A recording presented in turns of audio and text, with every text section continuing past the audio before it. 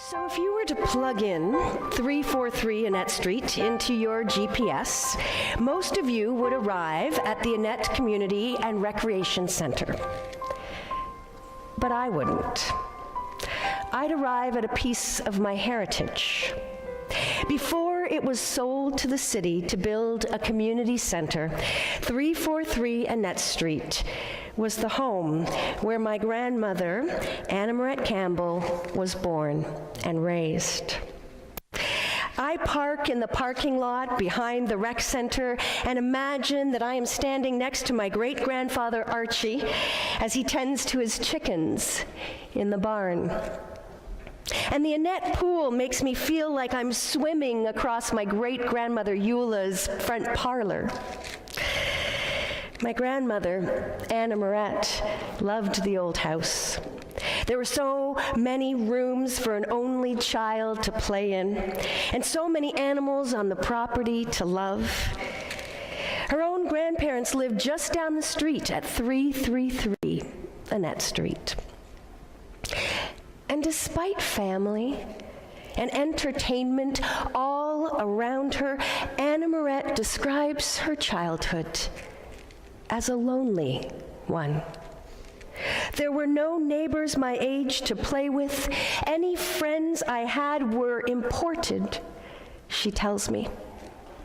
And I find this odd, of course, because right beside 343 Annette Street is St. Cecilia's public school, and it's been there her whole life. So how was she lonely? As a preschooler, my grandmother spent hours standing at that fence between her property and the school, watching all the children at recess.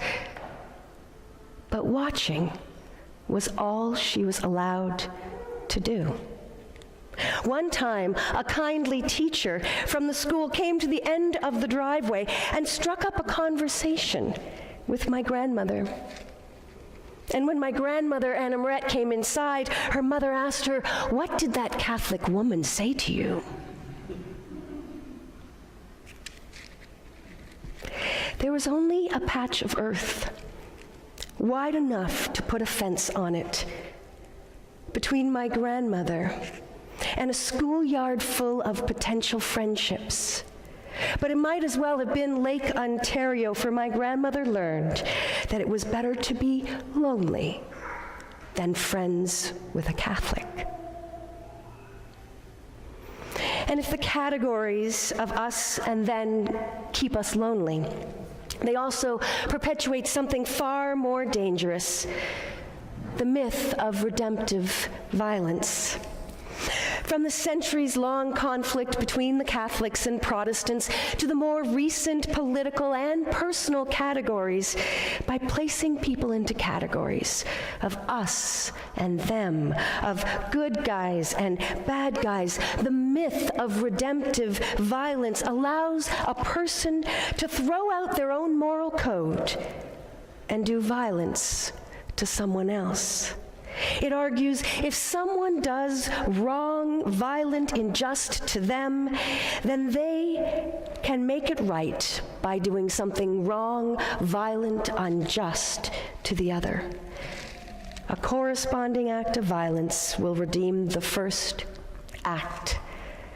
Examples of this myth are everywhere. War is justified if we are on the right side. The criminal code will teach people that killing is wrong by killing people. And once you begin to see the myth of redemptive violence, you can't stop seeing it, because the myth is pervasive across the Western culture. When we are stuck in the myth of redemptive violence, be it violent words that we justifiably hurl across our spouse, silent treatments that we give a coworker, bombs that we aim at our enemies. When we are stuck in this cycle, we perpetuate violence like a ping-pong game, and we never learn. We never learn how to get out. When we learn that our pain is worthy of retaliation, we're stuck in an endless Groundhog Day scenario. And that's why Jason Bourne, James Bond, Jack Reacher, and every other action film that you have ever seen can come out with a sequel, because the hero never learns. This is why your favorite cartoon manages to play out the same storyline every Saturday for all of your entire youth. Bad guy hurts good guy hurts bad guy. Because no one learns anything when we're caught in the myth that an act of violence will redeem us, which is why arming teachers in school will only lead to more deaths. And though Peter is the one who rebukes Jesus, Jesus turns around and he speaks to the entire crowd, loud enough for all the disciples to hear him when he says, "Get behind me, get out of my view, anyone who would try to tempt me to focus on these human ways of violence and vengeance." Jesus and his disciples will have that same conversation 3 times in the Gospel of Mark. But until Jesus rises, resurrected, the disciples will not understand God's plan to end the violence. When Peter recognizes for the first time that Jesus is the Messiah, he is naming Jesus as the King, the mighty victor, the one who will by force overthrow the Roman tyrants. And it's incomprehensible to the disciples, as incomprehensible to the disciples as it is to a married couple caught in a cycle of bickering, how a nonviolent stance could change anything about their situation.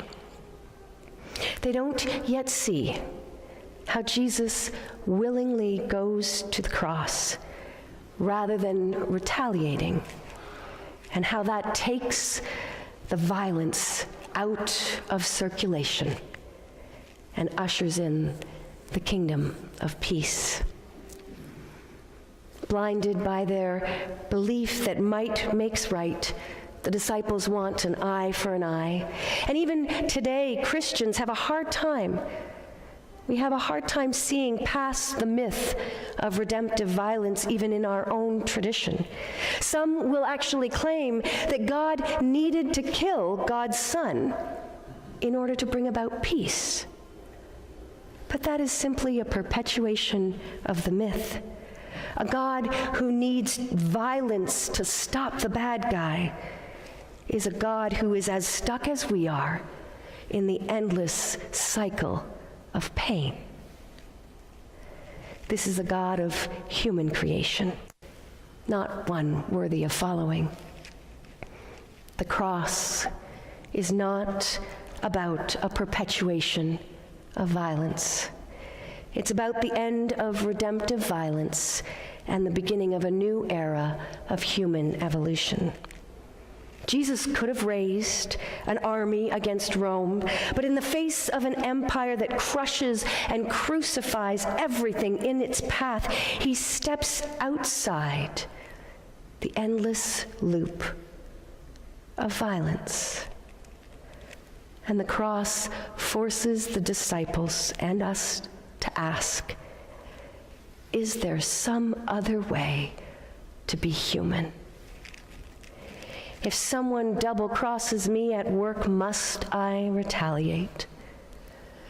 And Jesus insists in all our human interactions, there is another choice to make.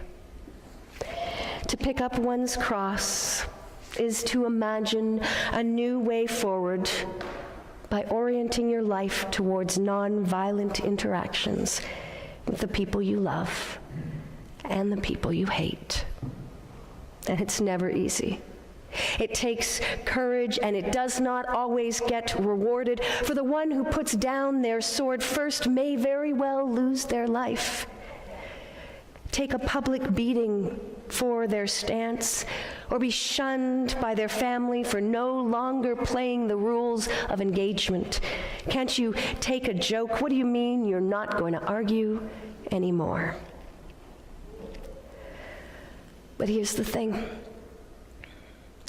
someone has to be the first domino to fall. When my grandmother, Annette, was finally old enough to go to school, her parents sent her to Bishop Strawn School, an Anglican private school with a solid reputation, been around since the year of Confederation. And it was here that my grandmother got her first lesson in picking up the cross and taking a stance with nonviolent Jesus against all forms of prejudice. Athol was the only Catholic girl in Annerette's class, maybe the only Catholic in the whole school. And when it came time for Annerette's birthday, my great-grandmother gave her a stack of invitations to hand out to every student in the class except Athol.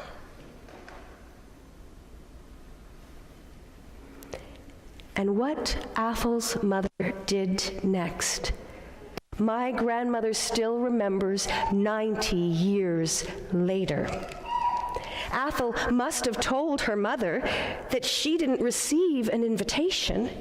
And Athol's mother could have called up my great-grandmother with furious insults and threats of retaliation, but all she said was, "Dear Mrs. Campbell, my Athol seems to have lost her invitation.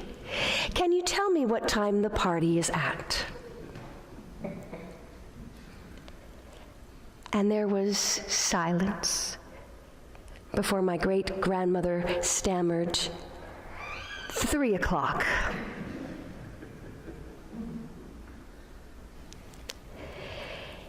And Athol's mother broke the cycle of lonely prejudice, so that years later, when Annette was in university, she didn't think twice about dating a Catholic boy, even if it caused a lot of conversation at home. The cross is God's promise that the cycle of violence has already been broken into, that love wins the day. But the cross is also a question mark for us. When we see the cross at the front of the church, tattooed on someone's skin or hanging around someone's neck, it's an opportunity to ask ourselves a question. Is there a better way? Do I have to perpetuate the same old cycle at my work, home, in my community? What can I do in this moment to see and break the cycle of redemptive violence? Someone has to go first. Someone has to cross the segregated lunchroom at work. Someone has to be the first to break the silent treatment. Someone has to be the first to suggest an end to name-calling. Someone has to be first. And that someone has already gone first. We need only follow those, including Jesus, who've had the courage to break the cycle of unkind words and cruel deeds. And should we get lost along the way, there is always a cross to remind us of where we are headed, and Christ to lead the way. Amen.